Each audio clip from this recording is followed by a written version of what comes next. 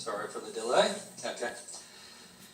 A close friend, a lawyer with a Sufi's heart, has a vision of John Chapman building his bramble enclosures, planting his seeds, then twirling Sufi-like the whole night long in rapturous concord with whatever he conceived of as the universal divine. I can see that. Chapman, Appleseed, whatever you call him, might have out Swedenborg.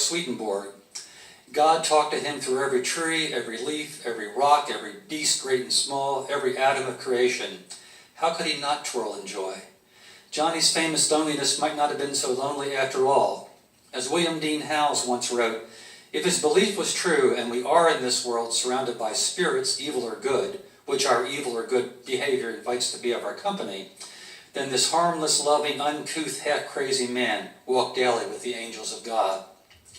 I can also see Henry David Thoreau and Chapman, two children of New England, living deliberately in nature. Indeed, at the very moment John Chapman lay dying in William Worth's cabin in Fort Wayne, Thoreau was digging the foundation for his celebrated cabin at Walden. But for all his intellectual independence, Thoreau never cut the lifeline. Walden was within easy walking distance of the world he had always known. Even as he was rhapsodizing on life in the woods, Thoreau was still carrying laundry home for his mother to do. Not so Chapman. From his early 20s on, maybe before, he had no tether left.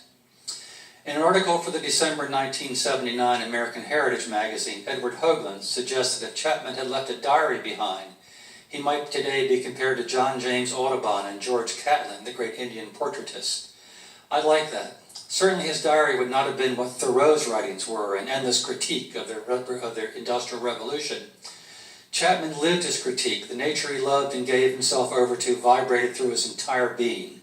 Like Walt Whitman, Chapman sang the body electric. Years ago, I spent a long night with the Washington, D.C. Emergency Psychiatric Response Team, heroic men and women tending to the certifiably insane who had been deinstitutionalized from area hospitals. Most of those they treated that night were living in the city's parks, often short walks from the Capitol to the White House.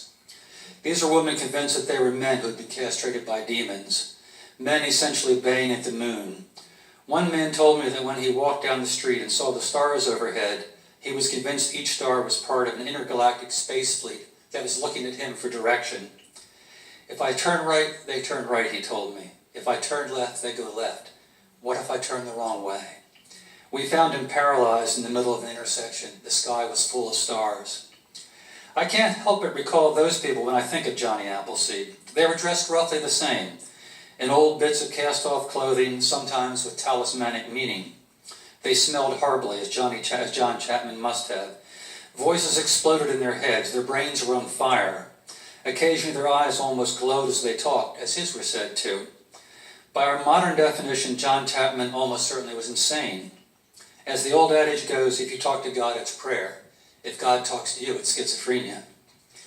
I think, too, of the woods that surround the office where I have written most of this book, of how light shines through the trees, of what a simple joy it is to turn away from these words and walk among the black walnuts and locusts and hawthorns that wait beyond my windows, beckoning me to join them. There is a pleasure in the pathless woods, Byron wrote in Childe Harold. There is society where none intrudes. And so it surely was for John Chapman, to go easy in this busy world, to walk those pathless woods and feel the dappled sunlight on your skin, to shine and be simple. That's Johnny Appleseed to me. That's my epilogue for the book. And that is what I have to say.